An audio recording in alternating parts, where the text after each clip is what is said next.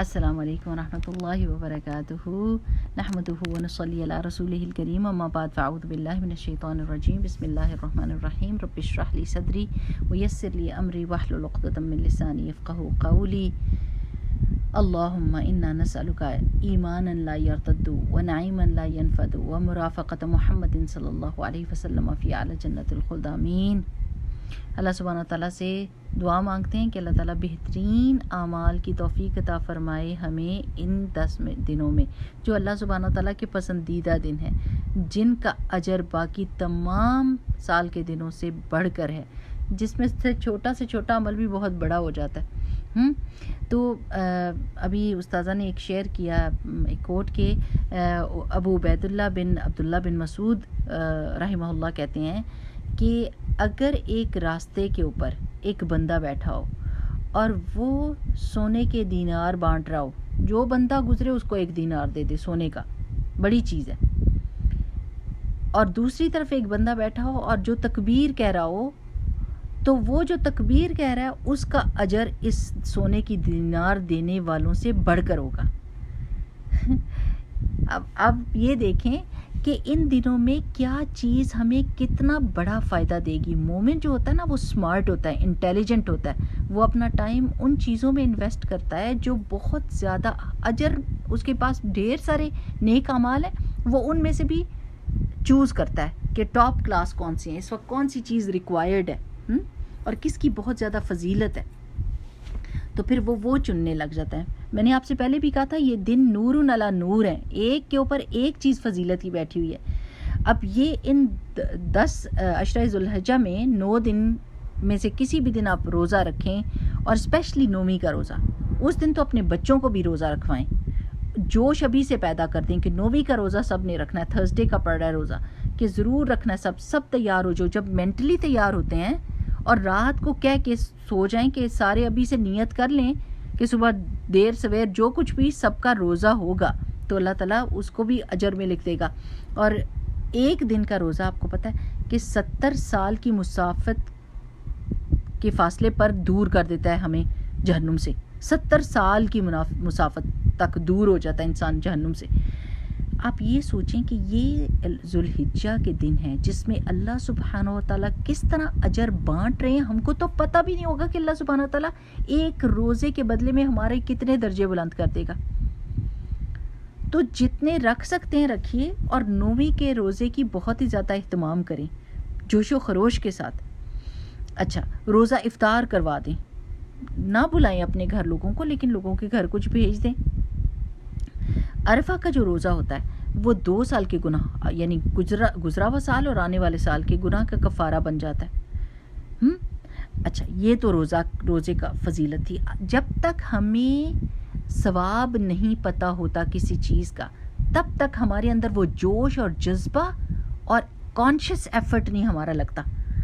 ہم ڈھیلے کرتے ہیں، ہم کرتے ہیں سارا کچھ، لیکن ایسا کوئی دل میں جوش اور جذبہ نہیں ہوتا۔ لیکن جب ہم اس کے اجر کو جان لیتے ہیں تو پھر ہمارا جوش دیکھنے والا ہوتا ہے۔ اب اگر ہمیں یہ پتہ چل گیا کہ نارمل دنوں کا روزہ، یعنی ان 10 دنوں کے علاوہ کا 1 دن کا روزہ جو ہوتا ہے نفلی، وہ 70 سال کی مسافت سے دور کر دیتا ہے جہنم سے، ہم کو اتنے دور ہم چلے جائیں گے جہنم سے، تو پھر ذوالحجہ کے دنوں میں ہمارے روزے کا درجہ کیا ہوگا، جسٹ امیجن۔ اور پھر عرفہ کے روزے کی اتنی تاکید موجود ہے کہ وہ گناہوں کا کفارہ بن جائے گا، تو میری پیاری بہنوں بڑے بڑے گناہ سمیٹے جائیں گے، معاف ہو جائیں گے۔ اللہ تعالیٰ سے بہترین امید رکھیں۔ جیسے میں نے آج آپ کے ساتھ وہ شیئر کیا نا کہ شیخ عمار جو تھے وہ شیخ ولید بسیونی کے ساتھ تھے، تو انہوں نے وہ دیکھے بڑے بڑے اپارٹمنٹ سینٹرل پارک کے سامنے نیو یارک میں، انہوں نے کہا کہ یہ اتنے ملین کا اور اتنے ملین کا اور اتنے زبردست۔ تو شیخ بسیونی نے پوچھا کہ ہمارا آپ کو یہ اپارٹمنٹ چاہیے؟ تو انہوں نے کہا ہاں جی، کیوں نہیں، ہر نیو یارکر کو یہ اپارٹمنٹ چاہیے ہوتا ہے۔ تو انہوں نے ہاتھ کھڑے کر دیے اور دعا مانگنے لگے، اللہ عمار کو یہ اپارٹمنٹ دے دے، اللہ عمار کو یہ اپارٹمنٹ دے دے۔ اور شیخ عمار جو تھے وہ بھی شیخ ہیں، انہوں نے کہا آمین۔ تو شیخ بسیونی نے پوچھا ان سے کہ کیا تم نے یہ آمین اس یقین کے ساتھ کی تھی کہ اللہ تعالیٰ تمہیں دے دے گا؟ کیا تمہیں پکا یقین تھا اس آمین کے ساتھ کہ مجھے یہ مل سکتا ہے؟ تو وہ انہوں نے ہنس کے کہا نہیں۔ تو انہوں نے کہا اسی لیے اللہ تعالیٰ نہیں دے گا۔ جس کو یقین ہو. اب آپ نے ان دنوں میں پکا یقین رکھنا ہے کہ اللہ سبحانہ تعالیٰ میرا ہر بڑا چھوٹا گناہ معاف کر دے گا. اللہم اغفر لی ذنبی کلہ دقہ وجلہ اولہ وآخر وعلانیت وسرہ، چھپے ظاہر چھوٹے بڑے سب اللہ تعالیٰ گناہ میرے معاف کر دے. نیت کے ساتھ، کانشیس ایفرٹ کے ساتھ، دعا کے ساتھ یہ کام کریں. ٹھیک ہے نا. اور دوسرا یہ کہ تکبیر کی بڑائی کو دیکھیں، تکبیر کی بڑائی کو، کہ اگر ایک بندہ دینار بانٹ رہا ہے اور دوسرا بندہ تکبیر کہہ رہا ہے تو تکبیر والے کی بات میں اتنا وزن ہے کہ وہ جو اللہ تعالیٰ کے پسندیدہ کلمات ہیں وہ کہہ رہا ہے تو اس کا اجر اس صدقہ کرنے والے سے بھی بڑھ کر ہو جائے گا. اکثر و بیشتر ایسے ہوتا ہے نا کہ ہمارے پاس اب کچھ نہیں ہے تو ہم خاموش بس سوچتے رہتے ہیں ہاں پیسے ہی کوئی نہیں صدقہ کرنے کے لیے. اللہ کے بندو، یہ دن خاموشی کے نہیں ہیں، یہ دن تکبیر کہنے کے ہیں. اس کے علاوہ دنوں میں کیا کہا جاتا ہے؟ خاموش رہیں، سیکرٹ بھی کریں، اپنی تسبیحات کو سیکرٹ بھی رکھیں، لیکن ان میں کہا رہے اونچا بولیں، اونچا بولیں، لوگوں کو یاد کرائیں، گھر میں تکبیرات لگائیں، اپنے بچوں کو انکریج کریں، اپنے ہسبینڈ کو یاد دلائیں، گاڑی کے بیچ میں سی ڈی لگا دیں ریکارڈ کر کے، نہیں ہے تو ٹیلی فون لگا دیں. اس وقت تو حجت تمام ہوگی، ہمارے پاس ہر طرح کی سہولت موجود ہے کہ ہم اپنی آوازوں کو بلند کر سکتے ہیں تکبیرات کے لیے. یہ اللہ کی بڑائی بیان کرنے کے دن ہیں. تو یہ سوچ لیں کہ آپ کی تکبیر کتنا بڑا اجر آپ کو دلائے گی. یہی میں نے پہلے آپ کو بتایا تھا نا، اگر ایک دفعہ الحمدللہ کہنا آسمان اور زمین کے درمیان کے حصے کو ثواب سے بھر دیتا ہے تو اس وقت آپ کی تکبیر کیا دلائے گی آپ کو، ہم تو امیجن بھی نہیں کر سکتے. ٹھیک ہے نا میری پیاری بہنوں. دوسری بات یاد رکھنے کی کیا ہے کہ اللہ سبحانہ و تعالیٰ سے مانگتے ہوئے شرم نہیں کرنی ہوتی. اب بس جھولی پھیلائیں، سوچیں اللہ تعالیٰ کے کتنے احسان ہمارے اوپر ہیں، لیکن وہ احسان ہمارے کندھوں کو توڑتے نہیں ہیں جیسے کسی بندے کا احسان توڑتا ہے ہمیں. اگر آپ بندے سے کوئی فیور لے لیتے ہیں تو پھر آپ کے کندھے جھک جاتے ہیں اور آپ اس کو کچھ کہہ نہیں سکتے، آپ اس کے آگے جھکے رہتے ہیں، اس بوجھ کو فیل کرتے ہیں، اس احسان کے بوجھ کو. لیکن میری پیاری بہنوں، اللہ سبحانہ و تعالیٰ جو احسان وہ کرتا جاتا ہے، آپ کہتے جاتے ہیں اللہ تعالیٰ یہ بھی دیں، اللہ سبحانہ تعالیٰ مجھے یہ بھی چاہیے، اللہ سبحانہ تعالیٰ میرے پہ یہ بھی کرم کریں، یہ احسان کریں. آپ کہتے جاتے ہیں، اللہ سبحانہ تعالیٰ دیتا جاتا ہے اور آپ اس کو محسوس کرتے ہیں، میرے رب نے میری دعا سن لی. لیکن اس احسان کا آپ کو بوجھ نہیں فیل ہوتا، وہ احسان آپ کو اور ہلکا اور خوشی اور اطمینان دیتا ہے. میرا رب احسان کرتا ہے تو کیسا احسان کرتا ہے؟ اس میں اذیت نہیں دیتا، میرے گناہوں کو نہیں دیکھتا، مجھے embarrass نہیں کرتا اور مجھے دیتا ہی جاتا ہے اور مجھے دیتے ہوئے تھکتا نہیں ہے. لوگ تو ایک کے بعد دوسری دفعہ بھی آپ کہیں تو ایسی بات کہہ دیتے ہیں کہ آپ کو لگ پتہ جائے کہ بھئی ایک دفعہ احسان کر دیا، اب آپ کا تو منہ ہی کھل گیا، اب تو بار بار ہی بات مانگنے کی بات کر رہے ہیں. تو ہم کہتے ہیں استغفر اللہ، آئندہ کبھی بھی اس بندے سے بات نہیں کرنی، ہے نا.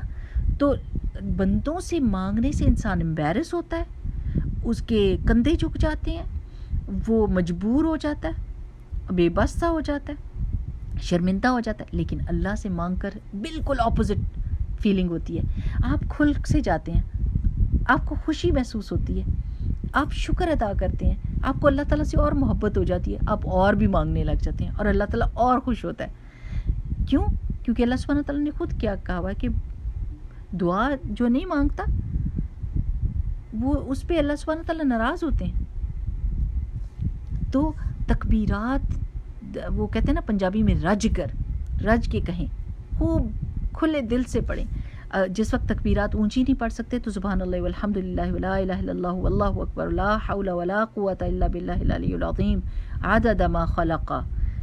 یہ جو میں نے آپ کو گرین کارڈ بھیجتی ہوں نا، وہ تو کمال چیز ہے کہ آپ یہ پورا کا پورا، جس کو ہم تیسرا کلمہ کہتے ہیں نا، حالانکہ یعنی اس کا کوئی وہ تو نہیں ہے، لیکن یہ کلمات جو ہے نا، سبحان اللہ والحمد للہ ولا الہ الا اللہ واللہ اکبر ولا حول ولا قوۃ الا باللہ العلی العظیم، یہ کہہ کے اور آگے سے کہیں عدد ما خلق. میں نے اتنی دفعہ کہا جتنا اللہ تعالیٰ نے مخلوق پیدا کی ہے، جس چیز کو بھی اللہ تعالیٰ نے تخلیق کیا ہے تو وہ ملٹیپلائی ہوتا جائے گا اجر، ہے نا.